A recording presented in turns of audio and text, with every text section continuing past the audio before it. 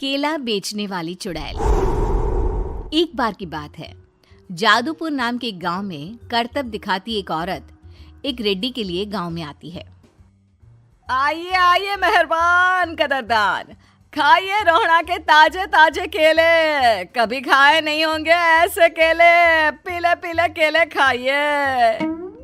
ये कहकर रोहड़ा हाथों में 4 केले लिए उन्हें सर्कल में जोर जोर से हवा में उछालती हुई करतब दिखाती है, जिसे देखकर आसपास के सारे बच्चे अपने अपने मम्मी पापा से उस औरत के पास जाने की जिद करने लग जाते हैं।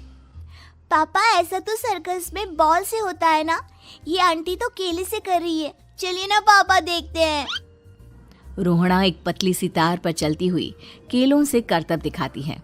आते जाते सभी लोग बाहर रुककर उसके करतब देखते हैं और वाह वाही करते नहीं थकते। जैसे ही एक आदमी पास आकर उसे पैसे देने लग जाता है, तब वो कहती है, अरे नहीं नहीं साहब, मैं करतब तो बच्चों के मन को बहलाने के लिए करती हूँ। धंधा तो मेरा केले का है। पीछे देखो मेरी रिड्डी, जो भी मेरे केले खाएगा मेरी तरह चुस्त दुरुस्त और तंदुरुस्त हो जाएगा। पता चलता है क्या कि मेरी उम्र 55 की है।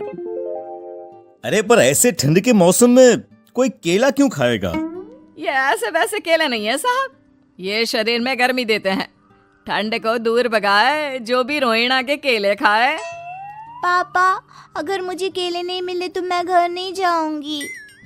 तभी उसके पापा कहते हैं कि बेटा, केले ठंड में कभी गर्मी नहीं देते। ये सब कहने की बातें हैं, सामान बेचने का तरीका है इनका।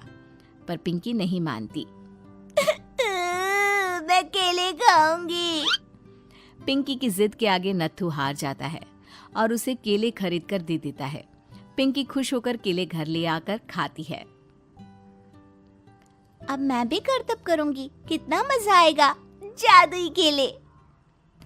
पिंकी पहला केला खत्म भी नहीं करती कि वो बेहोश हो जाती है। दूसरे केले से एक काला धुआं आता है और रोहड़ा चुड़ैल बनकर बाहर निकल आती है। मेरे भूतिया केले बच्चे न खाए, ऐसा हो ही नहीं सकता। जादूपुर वालों, कब तक बचोगे? आ गई हूं मैं रोहड़ा, जिसका कोई नहीं कर सकता सामना। रोहड़ा पिंकी को गोद में उठाकर काले धुएं में कहीं गायब हो जाती है। शाम के वक्त नत्थू घर लौटता है और पिंकी को घर में ना पाकर उसकी माँ से कहता है, माँ पिंकी कहाँ है? अरे बेटा, उसे तो तू सुबह करतब दिखाने ले गया था ना, फिर कहाँ वापस आए तुम दोनों? मुझे लगा तू उसे अपने साथ मंडी ले गया होगा। हे भगवान, मेरी बच्ची कहाँ गई? मैं उसे घर ही तो छोड़कर गया था माँ। नत्थू गांव के घर कोने में अपनी बेटी को ढूंढता है, पर उसे वो कहीं नहीं मिलती। परेशान होकर आखिर रो रो कर नत्थू हिम्मत हार कर घर लौट आता है। अगली सुबह रोहड़ा फिर से करतब दिखाने आती है और इस बार पिंकी की तरह रोनी केले खरीद लेता है। 50 रुपए दिए थे पापा ने, सारे पैसों की मैंने केले खरीद लिए हैं। अब मैं भी आंटी की तरह ही करतबबाज बन जाऊंगा। यही सोचते हुए रोनी केले खाता है और पहला अकेला केला आधा खत्म भी नहीं करता कि चुड़ैल उसके सामने आ जाती है। मेरे साथ चलने का समय आ गया है रोनी। ये तो बस शुरुआत है। अब इस गांव के सारे बच्चे धीरे धीरे मेरे कब्जे में होंगे, एक बच्चा भी नहीं बचेगा। ये कहकर रोनी को गोद में लेकर काले धुएं में अदृश्य हो जाती है। इसके बाद हर रोज गांव में से कोई ना कोई बच्चा गायब होता, पर ऐसा क्यों हो रहा है किसी को भी समझ में नहीं आ पा रहा था।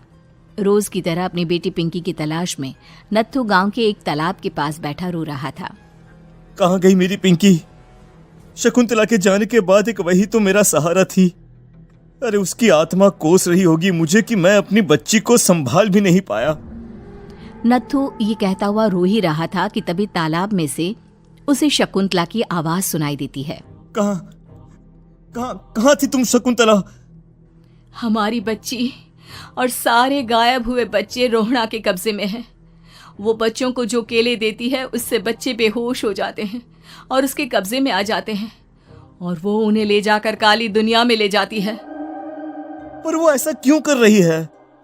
ये मैं नहीं जानती, पर उस दुनिया का रास्ता मैं आपको बता सकती हूँ। जहां ये नदी खत्म होती है वहां एक केले का पेड़ है, उसके नीचे एक दरवाजा है, वहीं से रास्ता जाता है उस दुनिया का। ये कहकर शकुंतला की आत्मा गायब हो जाती है। गांव के सभी लोग झुंड बनाकर उसी रास्ते से काली दुनिया में चले जाते हैं और वहां देखते हैं कि सारे बच्चे वहां काम कर रहे थे। पापा मुझे ले चलो यहाँ से। पापा पापा। सभी बच्चे अपने मम्मी पापा से लिपट जाते हैं। तो तुम लोग यहाँ तक आ गए? क्यों हमारे बच्चों को पकड़ लिया तूने? तुझे शिकार ही बनाना है तो ले, हम सब आ गए हैं, हमें खा ले। नहीं, मुझे बच्चे चाहिए। मेरे बच्चे के बदले तुम लोगों के बच्चे। क्या मतलब?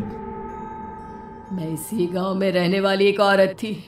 केले की चोरी के इल्जाम में मेरे बेटे को गांव वालों ने इतना मारा कि वो मर गया। उसी दिन मैंने ठान लिया कि गांव वालों का भी वही हाल करूंगी। कुछ दिन बाद बेटे के चले जाने के दुख में मैं भी मर गई और मेरी भटकती आत्मा एक चुड़ैल बन गई। और फिर मैंने बदला लिया तुम सबके बच्चे छीनकर। बर्दाश्त नहीं कर पाए ना? सोचो मुझ पर क्या बीती होगी। हमें माफ कर दो रोना।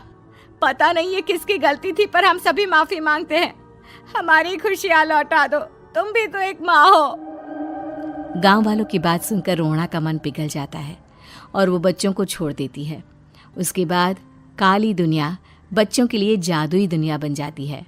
अब कोई भी कभी भी वहां आ जा सकता था।